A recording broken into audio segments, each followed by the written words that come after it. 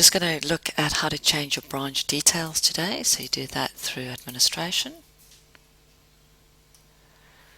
branch details, and this is where the information stored, your address, your phone number, email address, your company number if you've got one, a tax number if you've got one, if there's a logo you want to put on, all that information is stored here in branch details, and you can go and change it.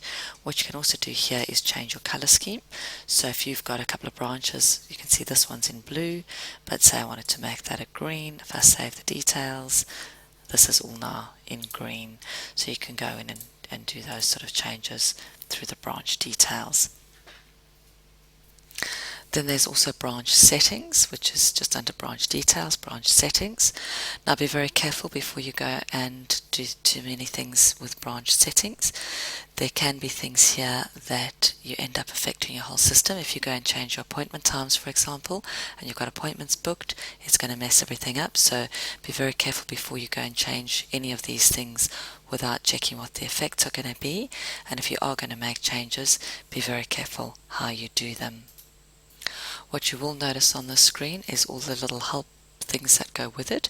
So anything you want to change, it explains to you how to change it. What, for example, here that they're separated by a comma, over here that it allows you to categorize clients, and you can grade the client, and then each grade must be separated by a semicolon. So you can see everything here is different, and the help file tells you how you should be dealing with it and what's the correct thing to do.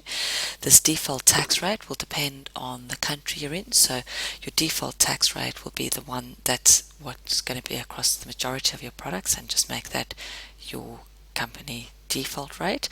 You will be able to go and change individual tax rate items on products. So for some products that don't fall into the most common rate for your country, you will be able to go and change those. You can put in different types of unit types here. You can put in marketing options. You can put in different product classes. So this is where you can go and you can make all these changes, but do be very careful before going ahead and making changes, and make sure you follow the instructions, because this is the sort of thing you can make a change and you can mess up quite a few things in your system, and your system won't seem to be working correctly after doing that. Once you've made any changes you need to make, you can just go and save settings.